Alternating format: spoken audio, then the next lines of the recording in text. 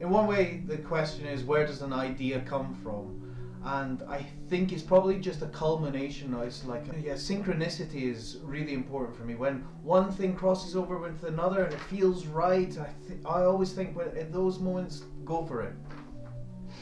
But with this, over the past year and a bit, I've noticed that there's a lot of different influences. So I'm going to go over them just quickly now. Like below, I'll write out the text of the influences a bit clearer.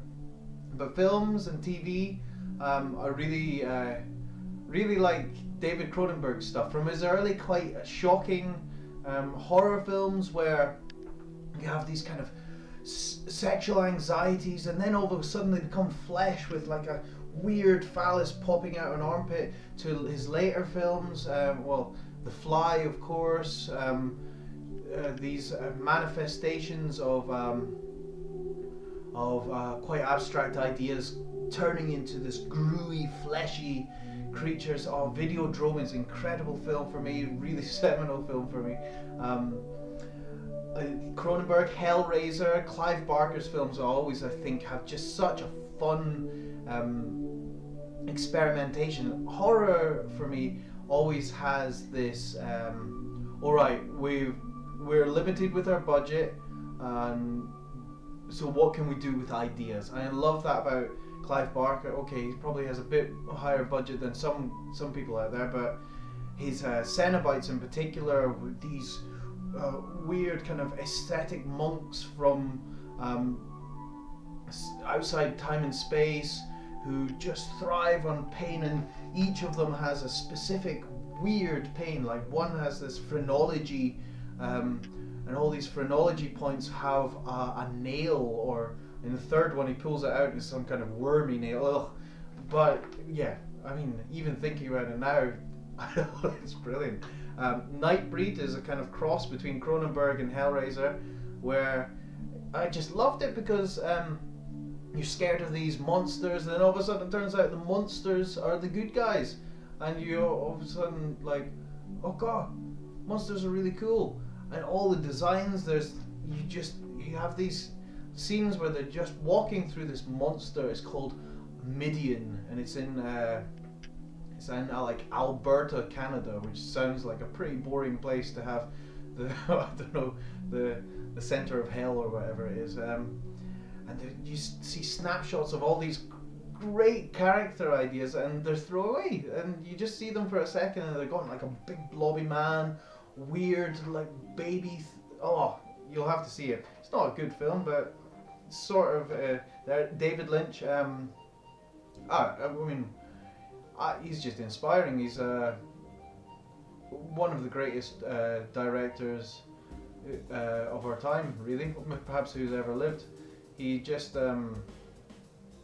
conveys something psychological. You can't put it into words what he conveys. There's something about looking at the banal in a way which makes it profound. There's a sensation I get after seeing one of his films, particularly in the cinema, where you leave the cinema and all of a sudden the whole world is like a David Lynch film. You see a couple arguing and you're like, whoa, that's weird. And you see an overweight person on a bench and you're like, ooh. And yeah, something about David Lynch which just really taps into a profound truth.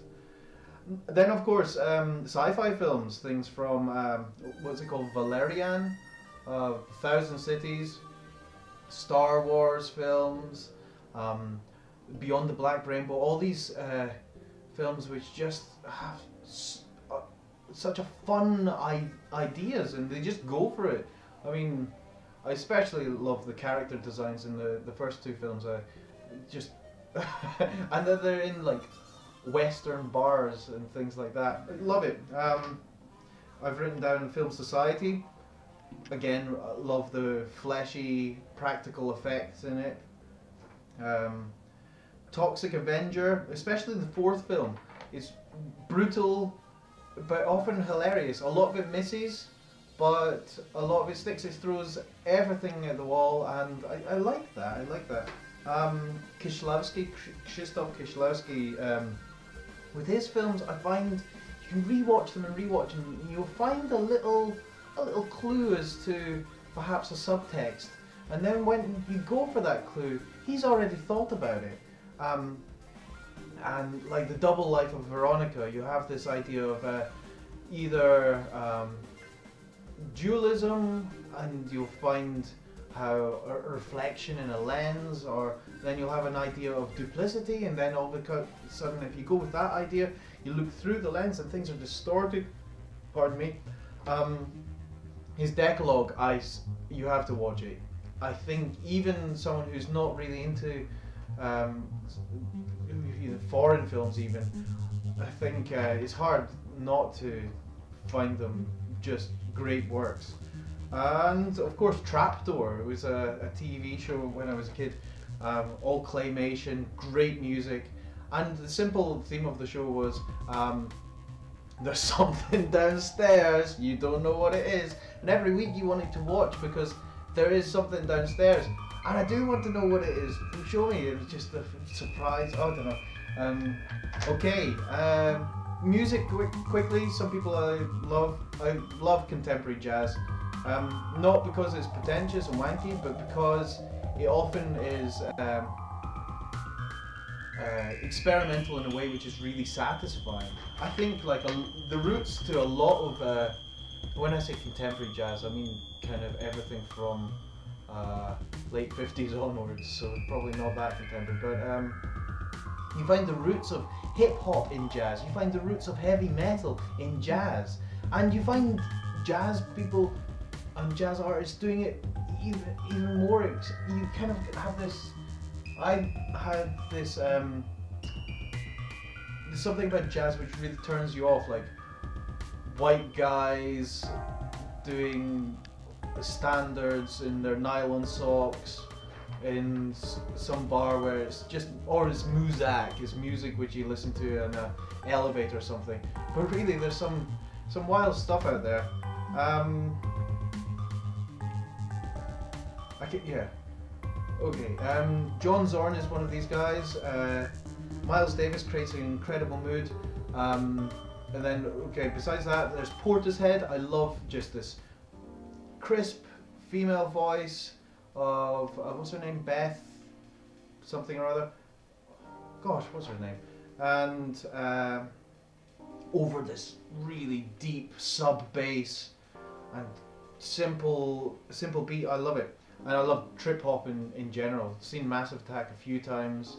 Their Paradise Circus, gosh. I think every time I listen to that, I just have to forget whatever else is going on and just focus on the tune, especially how they keep the bass out of it. Okay, blah blah blah. Paradise Circus by Massive Attack, fantastic song. I love all far out electronica, but I like the experimental aspect of it. I love in Aphex Twin how he's what is it, bitmapped a sound, bitmapped a picture and changed it into audio so you can see it again through a, what is it, a cardioscilloscope or something, but it's actually got images in the music and he somehow weaves that into the music. Square Pusher, how he'll play with what is a live performer and what is a sequencer or something like that. Fortet, his sampling is incredible. Then a bit more embarrassing, new metal, like late 90s to early 2000s metal. It's really kind of snuck up on me how nostalgic I am for it. Like particularly Nine Inch Nails' first few albums, where Trent Reznor just creates these walls of guitars and will create this oppressive atmosphere, really kind of punctuated with the most pained lyrics. The same from Ministry, but Ministry's almost got this sense of fun to it, with kind of brutal word collages, filth pig, things like this. Tool are perhaps a bit different. They do err on a bit of a kind of pretentiousness, which, yeah, I mean, jazz has been doing it for years. Prog rock's been doing it for decades. But these kind of timings and things like that. Of course, King Crimson. I love King Crimson. They're cross beats. So things like, one phrase I love at the moment is having 2 5s and a 6 over like a 4 beat. Okay, that I'm going off on one now. Now, I'll get to books last because I've got them here, which I want to talk about. Quickly, games, top-down games like Alundra, games basically which I played when I was a kid, have stuck with me. There was this thing that I would play Mario on the NES and Chucky Egg, loads of games about eggs. But then with the SNES, the Super Nintendo, I played Illusion of Gaia. I realised, whoa, this is actually quite a moving story. And I realised games could tell quite moving stories. Okay, it probably is trite now, but then games like Alundra, Environmental Gimmick Gear, which was on the Dreamcast, and also these top-down games, I just love how they look. I love how obvious it makes how to play it. You've got kind of up, down, left and right, and interact, and they made just incredible games out of them. You know, these, and also if you know these games, they take like days and days to complete. And yeah, so those, and then indie games, especially freeware games, such as Yume Nikki, which is this really you feel like you're going into someone's dream with that game. A game called Space Funeral, which was like, I had a big break from games, so I thought, you know, I kind of missed out on about a decade of games. You know, I missed all the kind of BioShock and stuff when they first came out, and then I came back to it and realised there's actually things which I was interested in, and the game which made me think, okay, I want to try making games, was Space Funeral, which is just absurd, hilarious, cool. However kind of goofy it is, it's also really cool. Yeah, Space Funeral, check it out.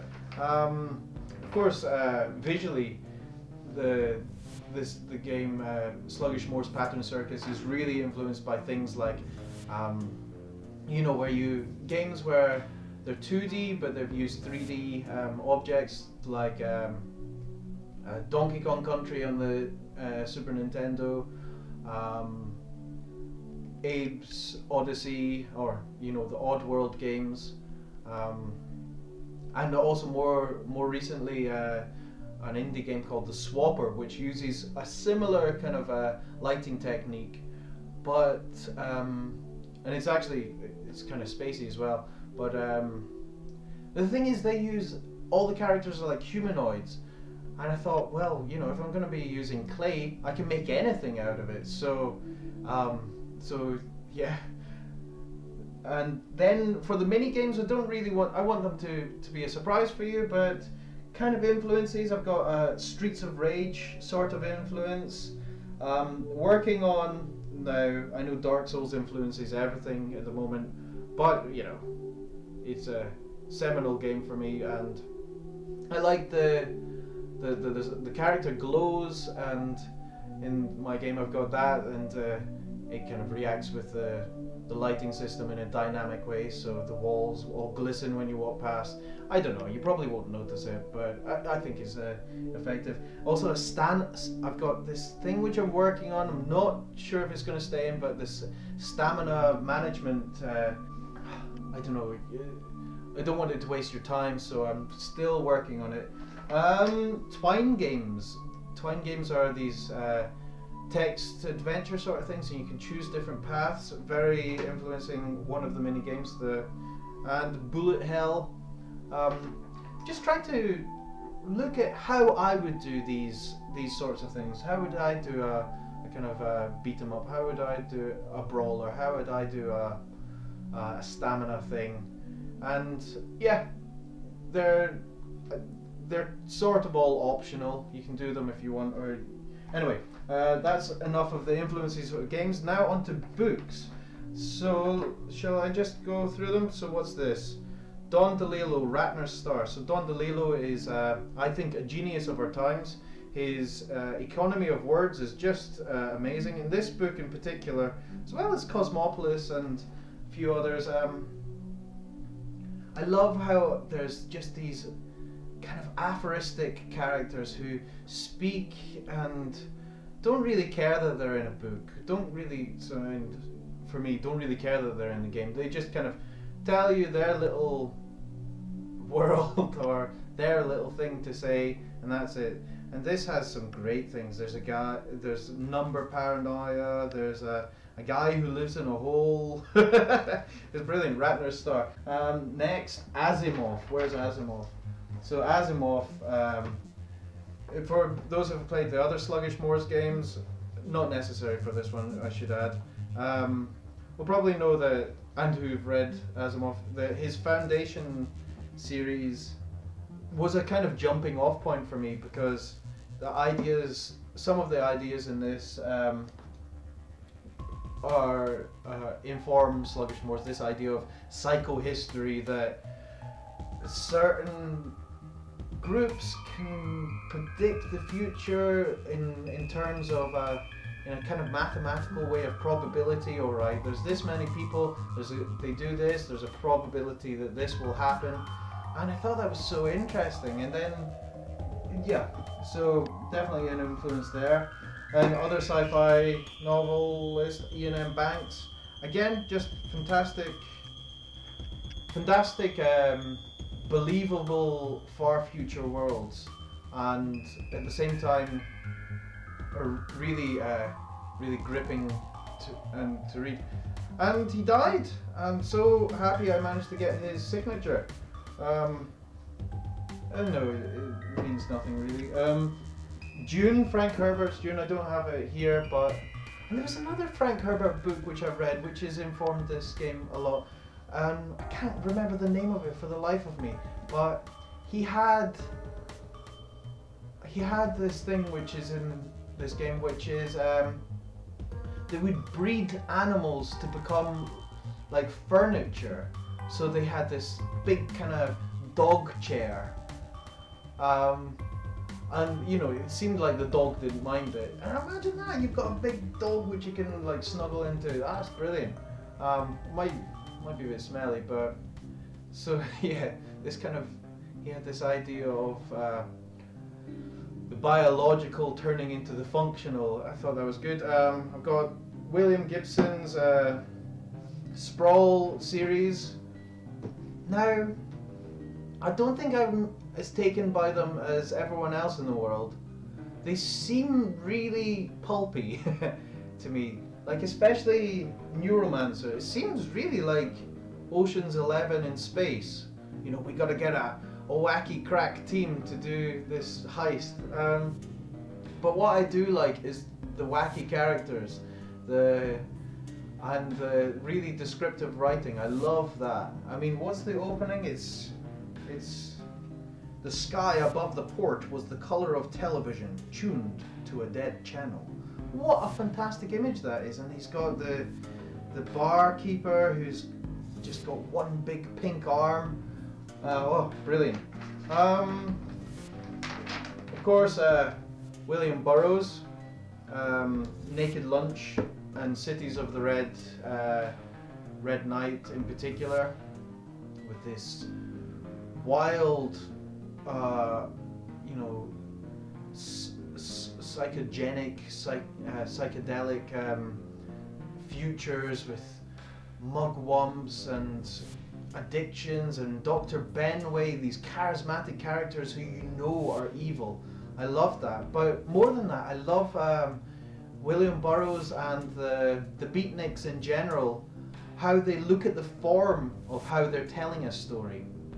So with William Burroughs, he was really looking at, okay, this passage needs to be in a stream of consciousness. It needs to be this wild. I guess Ken Kesey did that as well with the with the Native American passages in One Flew Over the Cuckoo's Nest, or Stream of Consciousness. Actually, maybe he just took drugs in all of those. And then Jack Kerouac, who just doesn't care about how messy his writing is. It's just about getting it out there and writing and writing. Supposedly, he had just a big kind of like, I imagine like a big toilet roll of typewriter paper in his typewriter. He would just write and write and write and then send it off to the publisher. I mean, his writing is messy, but it does have an honesty to it. Anyway, Allen Ginsberg as well. Like, there's so many different versions of Kaddish, with just these slight little changes, and it's the changes which become interesting when you start looking. And okay, so where are we now? And poetry in general, I quite like poetry because it doesn't waste your time. Someone who I really like is W.H. Auden. His poems feel like they have this thing that is there something to work out here, or is it just a nice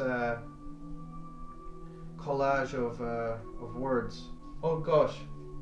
So there's the Foundation trilogy by Isaac Asimov, which is really good. But he came back to Foundation years and years later, and he kind of picked up on the criticisms that he has no characters in his books.